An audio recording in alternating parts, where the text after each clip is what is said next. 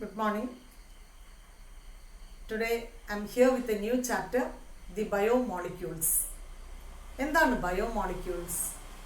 അതിലേക്ക് എത്തുന്നതിന് മുൻപ് നമുക്ക് ഒരു നോൺ ലിവിങ് തിങ്ങും ലിവിങ് തിങ്ങും തമ്മിലുള്ള വ്യത്യാസം അത് ചെറിയ ക്ലാസ്സിൽ നമ്മൾ പഠിച്ചു കഴിഞ്ഞു. Already in the beginning in the first chapter we dealt it. But chemical കോമ്പോസിഷനെ അടിസ്ഥാനമാക്കി ഒരു നോൺ ലിവിങ് തിങ് തമ്മിലുള്ള വ്യത്യാസത്തെ നോക്കുമ്പോൾ it is almost same when compared to the chemical composition. അതായത് organic inorganic molecules or compounds നോക്കുമ്പോൾ carbon, hydrogen, oxygen, then inorganic ആയ manganese, magnesium, calcium, sodium, potassium, ഇതൊക്കെ ഇനോർഗാനിക് എലമെന്റ്സ് ആണ് അല്ലേ. ഇതിൻ്റെയൊക്കെ കോമ്പോസിഷൻ ശരിക്കും ഓൾമോസ്റ്റ് സെയിം ആണ്. But where is the difference? എവിടെയാണ് വ്യത്യാസം വരുന്നത്? ഒരു ലിവിങ് തിങ്ങും നോൺ ലിവിങ് തിങ്ങും തമ്മിൽ കെമിക്കൽ കോമ്പോസിഷൻ്റെ അടിസ്ഥാനത്തിൽ വ്യത്യാസമുണ്ട്. Mainly in the relative abundance of carbon and hydrogen in a living matter or in a living tissue is comparatively high than a non-living tissue. I mean non-living matter. ഒരു non living മാറ്ററിനേക്കാളും ഒരു living ടിഷ്യൂവിൽ carbon, hydrogen എന്നീ components കൂടുതലാണ്. അത് ഒരു ഫാക്റ്റാണ്. Well, how to analyze the chemical composition of a living tissue? അതായി നമ്മുടെ next question അല്ലേ.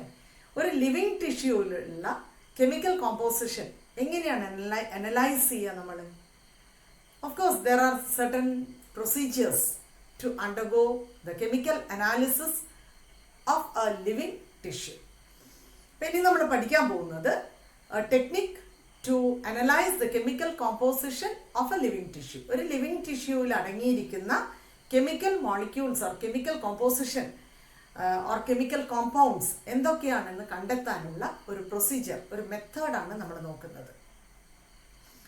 At first, take a piece of a tissue. For example, if it is an animal, you can take a piece of a muscle or you can take a piece of a liver.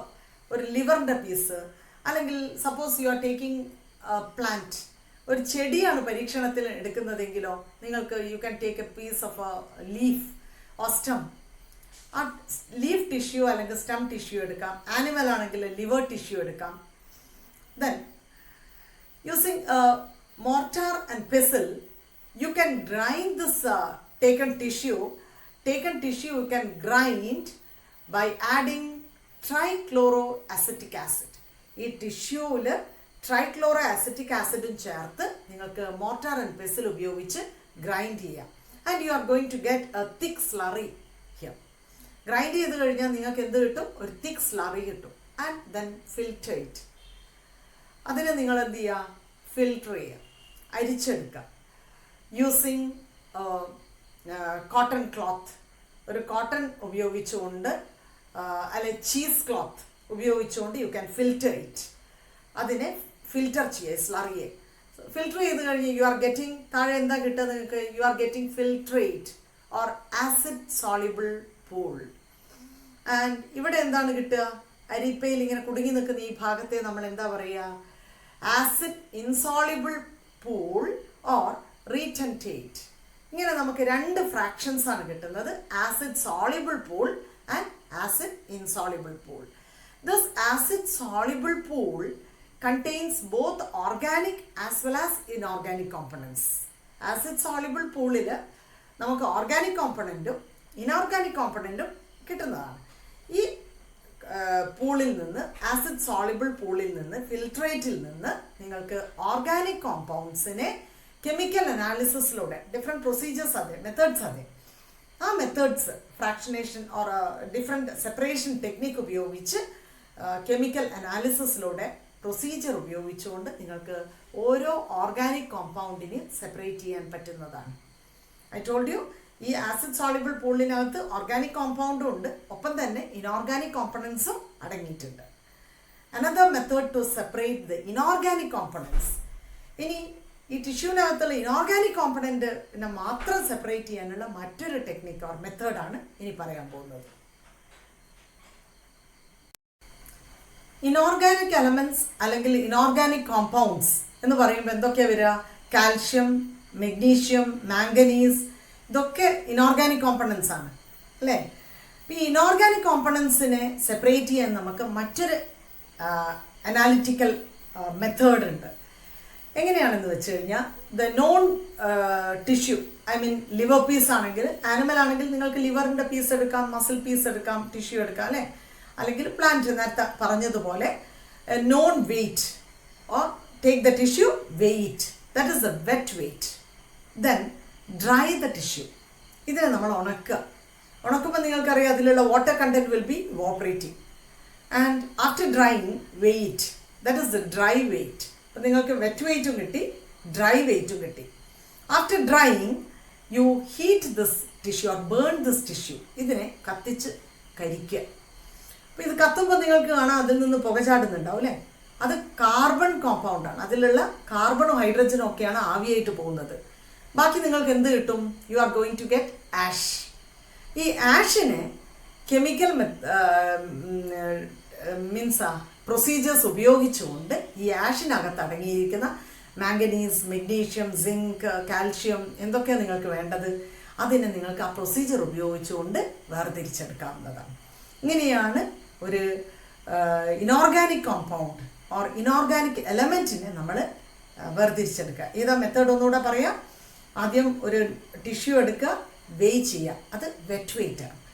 അതിനെ വീണ്ടും dry ചെയ്തതിന് ശേഷം വെയ് ചെയ്യുക, that is dry wait. ഈ ടിഷ്യൂവിനെ നിങ്ങൾ എന്ത് ചെയ്യുക? Burn ചെയ്യുക. ബേൺ ചെയ്യുമ്പോൾ കാർബൺ, ഹൈഡ്രജൻ ഒക്കെ ഓർഗാനിക് കണ്ടന്റ് ഒക്കെ അതിൽ നിന്ന് പോവും അല്ലേ? ഇവോപ്പറേറ്റ് ചെയ്ത് പോവും. ബാക്കി വരുന്നതാണ് ആഷ്. ആഷിനെ നിങ്ങൾക്ക് എന്ത് ചെയ്യാം? പ്രൊസീജിയേഴ്സ് ഉണ്ടാവും. കാൽഷ്യത്തെ ഇതിൽ നിന്ന് എങ്ങനെ കണ്ടുപിടിക്കാം, എത്ര മെഗ്നീഷ്യം ഉണ്ടെന്ന് ഈ ആഷിൽ നിന്ന്, എങ്ങനെ ഇത്ര എമൗണ്ട് ആഷിൽ നിന്ന് എത്ര മെഗ്നീഷ്യം ഉണ്ട്, അല്ലെങ്കിൽ ഈ ഇത്രയും നോൺ വെയിറ്റ് ഓഫ് എ ടിഷ്യൂവിൽ എത്ര മെഗ്നീഷ്യം ഉണ്ട് എന്ന് കണ്ടെത്താനുള്ള പ്രൊസീജിയർ, അയൺ കണ്ടന്റ് എത്രയുണ്ട് എന്ന പ്രൊസീജിയർ യൂസ് ചെയ്തുകൊണ്ട് നിങ്ങൾക്ക് ഈ ഇനോർഗാനിക് എലമെൻറ്റിനെ അല്ലെങ്കിൽ ഇനോർഗാനിക് കോമ്പൗണ്ടിനെ സെപ്പറേറ്റ് ചെയ്യാം. ഇതാണ് some techniques or procedures or method to separate or to understand or to analyze the chemical composition in a living tissue. ഒരു ലിവിങ് ടിഷ്യൂവിൽ അടങ്ങിയ കെമിക്കൽ കോമ്പോസിഷൻ കണ്ടെത്താനുള്ള 2 മെത്തേഡ്സാണ് ഞാനിപ്പോൾ പറഞ്ഞിരിക്കുന്നത്. ഇനി നമ്മൾ കുറച്ച് ഓർഗാനിക് കോമ്പൗണ്ട്സിൻ്റെ സ്ട്രക്ചറും പ്രോപ്പർട്ടീസും പഠിക്കാൻ പോവാണ്. First organic compound to be analysed or to be known as amino acids. Amino acid എന്ന് പറയുമ്പോൾ തന്നെ നിങ്ങൾ പ്രോട്ടീൻ പഠിക്കുമ്പോൾ എവിടെയെങ്കിലും കേട്ടിട്ടുണ്ടാവും അല്ലേ? അമിനോ ആസിഡ്സ് എന്ന് പറഞ്ഞാൽ they are organic compounds. Amino acid എന്താണ്? It is nothing but organic compounds. And amino acids consist of carboxyl group and an amino group. ഒരു കാർബോക്സിൽ ഗ്രൂപ്പും ഒരു അമിനോ ഗ്രൂപ്പും ഉണ്ട് ഇതിനകത്ത്, which is attached on central alpha carbon. ഈ ഒരു alpha കാർബണിൽ അറ്റാച്ച് ചെയ്തിരിക്കുന്ന കാർബോക്സിൽ ഗ്രൂപ്പും ഒരു അമിനോ ഗ്രൂപ്പും ചേർന്നതാണ് amino acid. And this carbon is known as alpha carbon. So amino acids can be called as alpha amino acids. ഈ alpha കാർബണിൽ അറ്റാച്ച് ചെയ്ത് വെച്ചതുകൊണ്ട് ഈ അമിനോ ആസിഡിനെ എന്ത് വിളിക്കാം? നമുക്ക് ആൽഫ അമിനോ ആസിഡ് എന്ന് കൂടി വിളിക്കാം. And the amino acid can be compared with methane. ഒരു മീഥെയിൻ്റെ സ്ട്രക്ചർ ഓർക്കുന്നുണ്ടോ? നിങ്ങൾ 10th പഠിച്ചിട്ടുണ്ട് അല്ലേ? CH4, all the 4 valency positions are occupied. Structure ഓർമ്മയില്ല ഇത്? അപ്പോൾ ഒരു സബ്സ്റ്റിറ്റ്യൂട്ടഡ് മീഥെയിൻ എന്ന് വേണമെങ്കിൽ നമുക്ക് അമിനോ ആസിഡിനെ വിളിക്കാം. വൈ? ഇനി ഒന്ന് അമിനോ ആസിഡിൻ്റെ സ്ട്രക്ചർ നോക്കൂ. സെൻട്രൽ കാർബൺ ഉണ്ട്, അതിൻ്റെ 4 വാലൻസി പൊസിഷൻസ്. ഒന്ന് കാർബോക്സിൽ ഗ്രൂപ്പ് അറ്റാച്ച് ചെയ്തിട്ടുണ്ട്, മറ്റൊന്നിൽ അമിനോ ഗ്രൂപ്പാണ്, മറ്റൊരു ഭാഗത്തോ ഒരു ഹൈഡ്രജൻ ഉണ്ട്. ഇനി 4th വാലൻസി പൊസിഷൻ എന്താണുള്ളത്? ഒരു R ഗ്രൂപ്പ്. ഈ Rനെ can be called as variable group. ഈ R മാറിക്കൊണ്ടിരിക്കും. There are actually 20 amino acids in the living body. 20 amino acids ആണ് നേച്ചറിൽ, പ്രകൃതിയിൽ, നമ്മൾ ലിവിങ് ബോഡിയിൽ കാണുന്നത്. ഈ 20 അമിനോ ആസിഡ് എങ്ങനെയാണ് വ്യത്യാസപ്പെട്ടിരിക്കുന്നത്? ഈ R ഗ്രൂപ്പിൻ്റെ അടിസ്ഥാനത്തിലാണ്. ബാക്കിയെല്ലാം ഒരുപോലെ ആയിരിക്കും, R ഗ്രൂപ്പ് വ്യത്യാസമായിരിക്കും. ക്ലിയർ ആയോ ഇത്? നമ്മൾ ഈ വേരിയബിൾ ഗ്രൂപ്പ് R ഗ്രൂപ്പിൻ്റെ അടിസ്ഥാനത്തിൽ അമിനോ ആസിഡ്സ് എങ്ങനെയാണ് വ്യത്യാസപ്പെട്ടിരിക്കുന്നതെന്ന് എക്സാമ്പിൾസിലൂടെ നോക്കാം. See the screen. ഇവിടെ R group, if the R group is hydrogen, hydrogen ആണെങ്കിൽ ഗ്ലൈസീൻ ആണ്. ആർ ഗ്രൂപ്പ് എച്ച് ആണെങ്കിൽ എന്താണ് വരുന്നത്? ഗ്ലൈസീൻ. ആർ ഗ്രൂപ്പ് മീഥൈൽ ആണെങ്കിൽ എന്താണ് വരുന്നത്? അലനീൻ. അലനീൻ ആണ് വരുന്നത്. ആർ ഗ്രൂപ്പ് കാർബോക്സി മീഥൈൻ ആണെങ്കിൽ അവിടെ എന്താ വരുന്നത്? സെറീൻ ആണ്.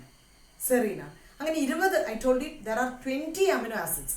അപ്പോൾ 20 ആർ ഗ്രൂപ്പ് വ്യത്യാസം വരുന്നതിനനുസരിച്ചാണ് ഈ 20 അമിനോ ആസിഡ്സും വ്യത്യാസപ്പെട്ടിരിക്കുന്നത്. ഇപ്പൊ വ്യക്തമായി എന്ന് കരുതുകയാണ്. ഒരു ഓർഗാനിക് കോമ്പൗണ്ടാണ് amino acid. Carboxyl group, amino group, then hydrogen, ഒരു വാലൻസി പൊസിഷൻ ആർ ഗ്രൂപ്പ് കൊണ്ടാണ് വെച്ചിരിക്കുന്നത്. അപ്പോൾ ആർ ഗ്രൂപ്പ് എന്നുള്ളത് വേരിയബിൾ ഗ്രൂപ്പാണ്. ഇത്രയും കാര്യം മനസ്സിലായല്ലോ. ഇനി എങ്ങനെയാണ് ഈ അമിനോ ആസിഡ്സ് ക്ലാസിഫൈ ചെയ്തിരിക്കുന്നതെന്ന് കൂടി നമുക്ക് നോക്കാം. അമിനോ ആസിഡ്സ് ക്ലാസിഫൈ ചെയ്തിരിക്കുന്നത്, അതിനു മുൻപ് നമുക്ക് the physicochemical properties of amino acids, amino ആസിഡ്സിന്റെ പ്രോപ്പർട്ടീസ് ഒന്ന് നോക്കാം. Based on the number of amino group or number of carboxyl group, amino acids are classified into 3 different types. Amino ഗ്രൂപ്പിൻ്റെയും കാർബോക്സിൽ ഗ്രൂപ്പിൻ്റെയും എണ്ണത്തിനനുസരിച്ച് അമിനോ ആസിഡിനെ 3ആയി തരംതിരിച്ചിട്ടുണ്ട്. Acidic amino acid, basic amino acid and neutral amino acid. Acidic, basic and neutral. Acidic എന്ന് പറയുമ്പോൾ 2 carboxyl ഗ്രൂപ്പും ഒരു അമിനോ ഗ്രൂപ്പുമാണ്. അത് ആസ്പാർട്ടിക് ആസിഡ് എന്ന് പറയുന്ന ഒരു അമിനോ ആസിഡ്. സ്ക്രീൻ നോക്കിക്കോളൂ. അവിടെ കണ്ടോ നിങ്ങൾ? 2 കാർബോക്സിൽ ഗ്രൂപ്പാണ്, ഒരു അമിനോ ഗ്രൂപ്പും. അത് അസിഡിക് അമിനോ ആസിഡാണ്. എങ്കിൽ ബേസിക് അമിനോ ആസിഡിലാണോ? 2 അമിനോ ഗ്രൂപ്പും ഒരു കാർബോക്സിൽ ഗ്രൂപ്പും, അല്ലെ? ബേസിക്. അത് ലൈസീൻ ഒരു എക്സാമ്പിളാണ്. ന്യൂട്രൽ അമിനോ ആസിഡിലോ ഈക്വൽ ആണ്. അമിനോ ഗ്രൂപ്പും കാർബോക്സിൽ ഗ്രൂപ്പും 1 ഈച്ച് ഈക്വൽ ആണ്. അത് ന്യൂട്രൽ അമിനോ ആസിഡ്. അതിന് എക്സാമ്പിളാണ് വാലീൻ. അപ്പം based on the number of amino group and carboxyl group, amino acids are classified into acidic amino acid, basic amino acid and neutral amino acid. അതൊരു classification of property. The next property or characteristic feature of amino acid is some of the amino acids are aromatic. Aromatic, aroma, chemistry പഠിച്ചിട്ടുണ്ടാവും അല്ലേ? Aliphatic and aromatic compounds ഒക്കെ പഠിച്ചിട്ടുണ്ടോ? ഇല്ലെങ്കിൽ നിങ്ങൾ organic chemistry പഠിക്കുമ്പോൾ next ഇയറിൽ പഠിക്കും. Aroma means smell. Aromatic amino acids which evolve certain specific smell. Example, tryptophan, tyrosine. ഈ amino ആസിഡ്സിനൊക്കെ ഒരു പ്രത്യേക തരം സ്മെല്ലുണ്ട്. അതുകൊണ്ട് ഇവരെ എന്തായിട്ട് കാറ്റഗറൈസ് ചെയ്യുന്നു? Aromatic amino acids. The third property of amino acid is its ionisable nature. Ionisable nature of amino group and carboxyl group. ഇതാണ് മൂന്നാമത്തെ പ്രോപ്പർട്ടി. എന്താണ് ഈ ionisable nature? That is in particular or different pH solutions, in different solutions of different pH, the amino acids changes its structure. Amino acids വ്യത്യസ്ത pH ഉള്ള സൊല്യൂഷൻസിൽ വ്യത്യസ്ത structural form രൂപം കൊള്ളുന്നു. ഇതാണ് ionisable property or nature of amino group and carboxyl group of amino acid എന്ന് ഉദ്ദേശിക്കുന്നത്. അപ്പം നമ്മളിപ്പോൾ ക്യാരക്ടേഴ്സിൽ എന്തൊക്കെ പഠിച്ചു? ആദ്യം classification of amino acids based on the number of amino group and carboxyl group, acidic, basic and neutral. The second one is aromatic amino acids എന്താണെന്ന് പഠിച്ചു. And the third one is ionisable nature of amino group and the carboxyl group of amino acids. ഇതാണ് properties of amino acids. The next organic compound is lipids. Lipid എന്ന് പറയുമ്പോൾ തന്നെ ചെറിയ ക്ലാസ്സിൽ നമ്മൾ പഠിച്ചിട്ടുണ്ട് ഫാറ്റ് എന്ന് ഓർമ്മ വരുന്നുണ്ടോ? Lipid is water insoluble. വെള്ളത്തിൽ ലയിക്കുമോ? അത് ഇല്ല. വെള്ളത്തിൽ ലയിക്കാത്തത് കൊണ്ട് water insoluble or it is insoluble in water. Lipids are nothing but they are simple fatty acids. Simple fatty ആസിഡിനെ നമുക്ക് ലിപ്പിഡ് എന്ന് വിളിക്കാം. And this fatty acid or lipid consists of a carboxyl group and a R group. അതായത് ഒരു carboxyl ഗ്രൂപ്പിൻ്റെ ഒപ്പം ഒരു R group attach ചെയ്തിട്ടുണ്ടെങ്കിൽ അത് ലിപ്പിഡാണ്. And this R group, as I told you in the case of amino acid, it is a variable group. R group എന്ന് പറയുന്നത് ഒരു വേരിയബിളാണ്, അത് മാറും. ഒന്നുകിൽ മീഥൈലാവാം, സ്ക്രീനിൽ നോക്കിക്കോളൂ നിങ്ങൾ. ആർ ഗ്രൂപ്പിൻ്റെ ചാൻസസ് എന്തൊക്കെയാണ്? അത് മീഥൈലാവാം, അല്ലെങ്കിൽ ഈഥൈലാവാം, അതുമല്ലെങ്കിൽ more number of CH2 groups ആവാം. അങ്ങനെ വരുമ്പം കൂടുതൽ CH2 വരുമ്പം കൂടുതൽ carbon, it can B the carbon can be in A lipid, the number of carbon ranges from 1 to 20. 1 മുതൽ 19, 20 വരെയോ കാർബൺസ് ഉണ്ടാവാം, including the carboxyl carbon. In the case of palmitic acid, there are 16 carbon. See the structure of palmitic acid. എത്ര carbon അതിനകത്തുണ്ടെന്ന് എണ്ണി നോക്കാവോ? എത്ര carbon ഉണ്ട്? 16. ഒരു fatty ആസിഡാണ്. അറാക്കിഡോണിക് acid മറ്റൊരു fatty ആസിഡാണ് അറാക്കിഡോണിക് acid. അതിനകത്ത് എത്ര കാർബൺ ഉണ്ട് ഒന്ന് നോക്കാലോ? 20 carbons including carboxyl carbon. 20 carbon ഉണ്ട് മൊത്തം. അപ്പം and this fatty acid, it can be classified as saturated fatty acid and unsaturated fatty acid. Fatty acid നെ നമുക്ക് saturated fatty acid ആയിട്ടും unsaturated fatty acid ആയിട്ടും categorize ചെയ്യാൻ പറ്റും. What is a saturated fatty acid? That is a fatty acid without any double bond is called saturated fatty acid. Whereas a fatty acid with one or more double bonds, ഒന്നോ അതിൽ കൂടുതലോ double bond ഉണ്ടെങ്കിൽ ആ fatty ആസിഡിനെ unsaturated fatty acid എന്നാണ് പറയുന്നത്. ഇപ്പം നമ്മൾ ലിപ്പിഡിനെ കുറിച്ച് എന്തൊക്കെ പഠിച്ചു? Lipids are insoluble in water. ഒരു ഫാറ്റി ആസിഡ് ഒരു സിമ്പിൾ ലിപ്പിഡാണ്, സിമ്പിൾ ഫാറ്റി ആസിഡ്. ഈ ലിപ്പിഡിനകത്ത് എന്തൊക്കെ കൂടിച്ചേർന്നാണ് ലിപ്പിഡ് ഉണ്ടായിരിക്കുന്നത്? ഒരു കാർബോക്സിൽ ഗ്രൂപ്പും അതിനോട് ഒരു വേരിയബിൾ ഗ്രൂപ്പും, ആർ ഗ്രൂപ്പ് അറ്റാച്ച് ചെയ്ത് കഴിഞ്ഞാൽ carboxyl group and R group. ഈ ആർ ഗ്രൂപ്പ് എന്തൊക്കെയാവാം? മീഥൈലാവാം, ഈഥൈലാവാം, അല്ലെങ്കിൽ more number of CH2 group ഉണ്ടാവാം. ഈ കൂടുതൽ നമ്പർ എന്ന് പറയുമ്പോൾ ഒരു 1 to 20, 1 മുതൽ 20 വരെ കാർബൺ ലിപ്പിഡ്സിനകത്ത് കാണുന്നുണ്ട്. അങ്ങനെ ഒരു 16 കാർബൺ ഉള്ള ഒരു ഫാറ്റി ആസിഡാണ് പാൽമിറ്റിക് ആസിഡ്. 20 കാർബൺ ഉള്ള ഒരു ഫാറ്റി ആസിഡാണ് അറാക്കിഡോണിക് ആസിഡ്. ഇനി ലിപ്പിഡിനെ എങ്ങനെയാണ് ക്ലാസിഫൈ ചെയ്ത് നോക്കാം, അല്ലെ ഫാറ്റി ആസിഡിനെ? Fatty acids can be saturated without any double bond, and fatty acids can be unsaturated if one or more double bonds are present. ഒന്നോ രണ്ടോ അതിൽ കൂടുതലോ ഡബിൾ ബോണ്ട്സ് കാണുന്നുണ്ടെങ്കിൽ അത് അൺസാച്ചുറേറ്റഡ് ഫാറ്റി ആസിഡാണ്. സാച്ചുറേറ്റഡ് ഫാറ്റി ആസിഡും അൺസാച്ചുറേറ്റഡ് ഫാറ്റി ആസിഡും വ്യത്യാസം മനസ്സിലായോ? ഇവിടെ സ്ക്രീനിൽ അതിനൊരു എക്സാമ്പിൾ ഞാൻ കൊടുത്തിട്ടുണ്ട്. സാച്ചുറേറ്റഡ് ഫാറ്റി ആസിഡ് ഒന്ന് ഒബ്സർവ് ചെയ്യൂ. തൊട്ട് താഴെ നമുക്ക് അൺസാച്ചുറേറ്റഡ് ഫാറ്റി ആസിഡിൻ്റെ സ്ട്രക്ചറും കാണുന്നുണ്ട്.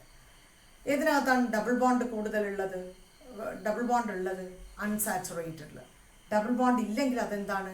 Saturated fatty acid. Clear? Another simple lipid is glycerol. Glycerol is trihydroxypropane. ഒരു സിമ്പിൾ ലിപ്പിഡാണ് ഗ്ലിസറോൾ. സാധാരണ ഒരു ലിപ്പിഡ് എന്ന് പറയുമ്പോൾ ഫാറ്റി ആസിഡും ഗ്ലിസറോളും ചേർന്നാണ് ഉണ്ടാകുന്നത്. നമ്മളിപ്പോൾ ഫാറ്റി ആസിഡ് എന്താണെന്ന് പഠിച്ചു കഴിഞ്ഞു. അതേപോലെ ഗ്ലിസറോളും കൂടെ അതിൽ ചേർന്നിട്ടാണ് നമ്മൾ ലിപ്പിഡിനെ കാണുന്നത്.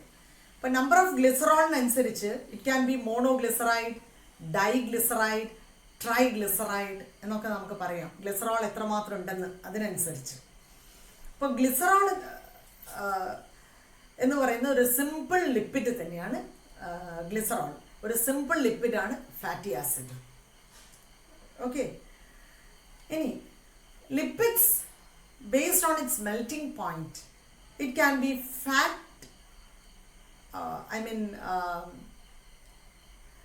the lipid can be fat or it can be oil. Oil ആവാം അല്ലെങ്കിൽ ഫാറ്റ് ആവാം. ഫാറ്റ് എന്ന് പറയുമ്പോൾ ഹൈ മെൽറ്റിംഗ് പോയിന്റ് ആണ്. ഓയിൽ എന്ന് പറയുമ്പോൾ ലോ മെൽറ്റിംഗ് പോയിന്റ് ആണ്. ഓയിലിനൊരു എക്സാമ്പിൾ ഞാൻ പറയാം. ജിഞ്ചലി ഓയിൽ, എള്ളെണ്ണ ഓയിലല്ലേ, and it remain as oil even in winter. അല്ലെ ലോ മെൽറ്റിംഗ് പോയിന്റ് ആയതുകൊണ്ടാണ് വളരെ തണുപ്പ് കാലത്തും ജിഞ്ചലി ഓയിൽ നമുക്ക് കട്ടയാവാതെ കാണുന്നില്ലേ, അതൊരു ഓയിലാണ്. It has low melting point. So based on the melting point lipids can be fats or oil. Fat has high melting point, oil has low melting point. ഇനി നമ്മൾ അറിയേണ്ടത് ലിപ്പിഡ് പറയുമ്പോൾ ഫോസ്ഫോലിപ്പിഡ് എന്താണ്. എന്താ ഈ ഫോസ്ഫോലിപ്പിഡ്? ചെറിയ ക്ലാസ്സിലോ 10th പഠിച്ചിട്ടുണ്ടോ? സെൽ മെംബ്രെയിൻ പഠിച്ചിട്ടുണ്ടോ? So in higher classes when you go with biology related courses, you will be learning in detail about the structure of a cell membrane. ഒരു സെൽ മെംബ്രെയിൻ പഠിക്കുമ്പോൾ അതിൻ്റെ inner structure or ultra structure പഠിക്കുമ്പോൾ നമ്മൾ phospholipid കാണും. അതായത് cell membrane ഉണ്ടാക്കിയിരിക്കുന്നത് ലിപ്പിഡിനൊപ്പം ഫോസ്ഫറസും phosphorylated കോമ്പൗണ്ട്സും attach ചെയ്തിട്ടുണ്ടാവും. If phosphorus and phosphorylated compounds are attached with the lipid, it is known as a phospholipid. Phospholipid. അത് സെൽ മെംബ്രെയിനിൽ കാണുന്നതാണ്. Can see here with the picture. ഫോസ്ഫോലിപ്പിഡിൻ്റെ പിക്ചർ കണ്ടോ? സെൽ മെംബ്രെയിനിൽ അൾട്രാ സ്ട്രക്ചറാണിത്. അപ്പോൾ ലിപ്പിഡിൻ്റെ ഒപ്പം അവിടെ എന്താ ഉള്ളത്? ഫോസ്ഫറസും ഉണ്ട്, ഫോസ്ഫോറിലേറ്റഡ് കോമ്പൗണ്ട്സും ഉണ്ട്. മറ്റൊരു എക്സാമ്പിൾ, ലിപ്പിഡിനുള്ള എക്സാമ്പിളാണ് ലെസിത്തിൻ. ലെസിത്തിൻ എന്ന് പറയുന്ന ഒരു ലിപ്പിഡാണ്. It is present in egg yolk. Egg യോക്കിലൊക്കെ കാണുന്ന ഒരു ഇമ്പോർട്ടൻറ്റ് ലിപ്പിഡാണ് lecithin. Then another different types of lipids with a complex structure is seen in our neural tissue. Neural tissue എന്ന് പറയുമ്പോൾ tissue present in our brain. nervous tissue ഇല്ലേ, നെർവിലൊക്കെ കാണുന്ന, nervous സിസ്റ്റത്തിൽ കാണുന്ന ടിഷ്യൂവിനെ നമ്മൾ എന്ത് വിളിക്കും? ന്യൂറോൺ ഓർ ന്യൂറൽ ടിഷ്യൂ എന്ന് വിളിക്കും. ന്യൂറൽ ടിഷ്യൂവിൽ കാണുന്ന lipid complex structure. It's all about lipid. ഇപ്പോൾ ലിപ്പിഡ് എന്ന് പറയുന്നത് ഇൻസോളിബിൾ ആണ്. ഫാറ്റി ആസിഡും ഗ്ലിസറോളും ഒരു സിമ്പിൾ ലിപ്പിഡാണ്. ഫാറ്റി ആസിഡിന് എക്സാമ്പിൾ നമ്മൾ കണ്ടിരിക്കുന്നത് പാൽമിറ്റിക് ആസിഡ്, അറാക്കിഡോണിക് ആസിഡ്. ഇതിലൊക്കെ എന്താണ് പ്രത്യേകത? ഇതിൽ 1 to 20 വരെ നമുക്ക് കാർബൺ ആറ്റംസ് കാണാൻ പറ്റും. പാൽമിറ്റിക് ആസിഡിൽ 16 കാർബൺ കാണുന്നുണ്ട് അല്ലേ.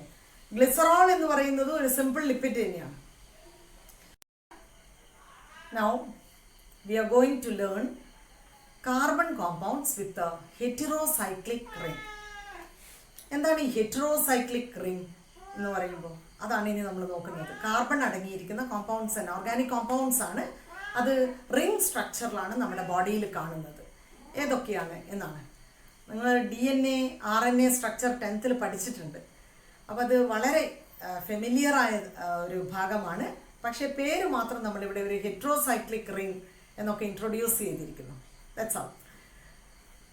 അപ്പം ഒരു പെൻറ്റോസ് ഷുഗർ സ്ട്രക്ചർ നോക്കാം നമുക്ക്. Pentose sugar when attached with nitrogen base, pentose ഷുഗറും നൈട്രജൻ ബേസസ് പഠിച്ചിട്ടില്ലേ നമ്മൾ?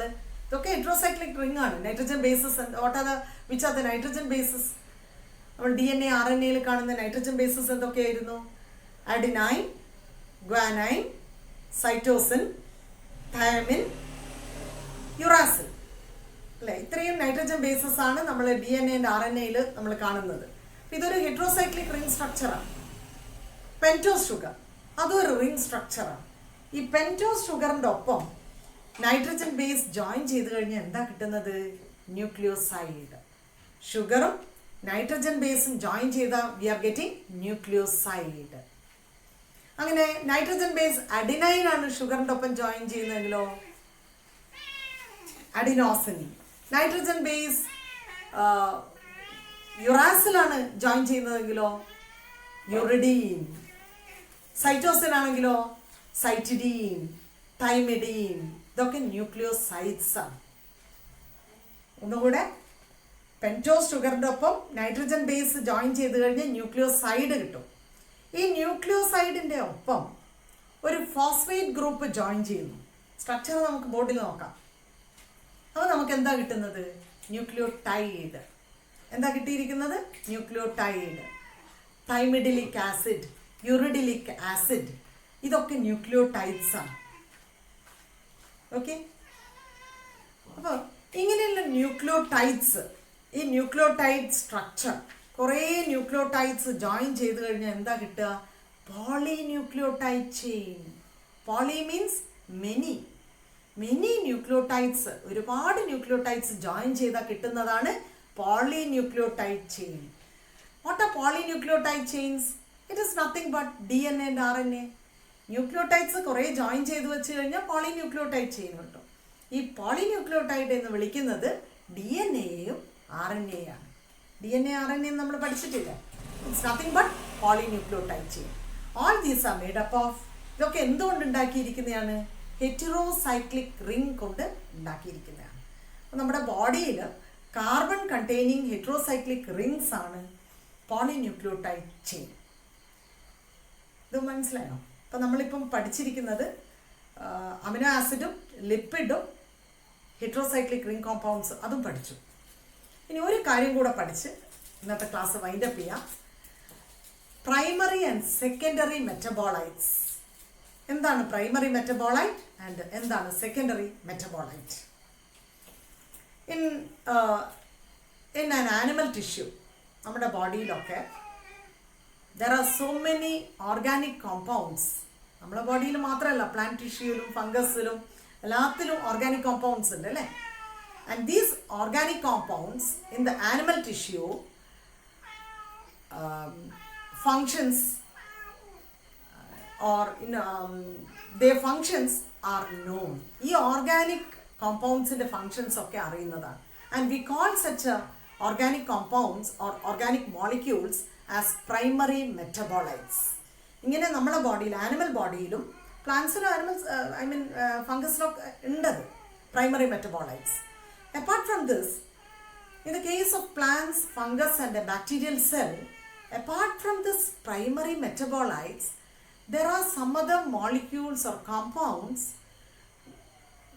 whose function is not known to that organism. അതായത് പ്ലാന്റ്സിൽ ഫോർ എക്സാമ്പിൾ ഗം, പശ, നമ്മൾ പശ പോലെ കാണുന്നില്ലേ ഗം. റബ്ബറിലാണെങ്കിൽ ലാറ്റക്സ്, റബ്ബർ ലാറ്റക്സ് നമ്മൾ ഉപയോഗിക്കുന്നുണ്ട് മനുഷ്യൻ്റെ ആവശ്യത്തിന്, അല്ലെ ഇക്കോളജിക്കൽ പേർപ്പസിന് നമ്മൾ ഉപയോഗിക്കുന്നുണ്ട്, അല്ലെങ്കിൽ ഹ്യൂമൻ പേർപ്പസിന് അത് ഉപയോഗിക്കുന്നു. But what is the use of this latex? What is the use of this latex to that body, to that plant? അതേപോലെ നിങ്ങൾ കായം കണ്ടിട്ടുണ്ടോ? എസഫോയിറ്റിഡിയ കായം, അത് ഏത് ഒരു മരത്തിലാണ്, മരത്തിലെ മുകളിൽ നിങ്ങൾ കണ്ടിട്ടുണ്ടാവും ഒരു ഗമ്മ് പോലെ വന്ന് നിൽക്കുന്നത് അല്ലേ? അതിൻ്റെ യൂസ് എന്താണ് ആ പ്ലാന്റിന്? It is not yet known. അത്തരം വസ്തുക്കളുടെ ഉപയോഗം ആ ഒരു സ്പീഷീസിന് എന്തിനാണ്, അത് ആ വസ്തു ഗം എന്തിനാണ്, ഈ സെക്രീഷൻസ് ഒക്കെ എന്തിനാണ്, അല്ലെങ്കിൽ ദെൻ ഇങ്ങനെ ലാറ്റക്സ് എന്തിനാണ്, ഇതൊന്നും തന്നെ ഇനിയും അറിയപ്പെട്ടിട്ടില്ല. But such substances or compounds are used for human purpose or for ecological purpose, but its function to that particular organism is not known. Such compounds are known as secondary metabolites. അപ്പോൾ primary metabolites എന്ന് പറഞ്ഞാൽ organic compounds നമ്മളെയൊക്കെ ബോഡിയിലുള്ളത് യൂസ്ഫുള്ളാണ്. പക്ഷേ plant ബോഡിയിലും ചില ഫംഗസിലും bacterial സെല്ലിലും ചില കോമ്പൗണ്ട്സിൻ്റെ function not known ആണ്. അത്തരം കോമ്പൗണ്ട്സിനെയാണ് നമ്മൾ വിളിക്കുന്നത് secondary metabolites. Clear? See the screen here. Once again you can read it on the board. വ്യക്തമായോ? എക്സാമ്പിൾസിലൂടെ നമുക്ക് സെക്കൻഡറി മെറ്റബോളൈറ്റ് എന്താണെന്ന് വ്യക്തമായിട്ടുണ്ടാവുമെന്ന് കരുതാണ്. So with this I'm going to wind up today's class. ഇന്ന് നമ്മൾ പഠിച്ചത് എന്തൊക്കെയെന്ന് once again you can recall. Then see this video carefully. Thank you for watching. See you in the next class. Bye.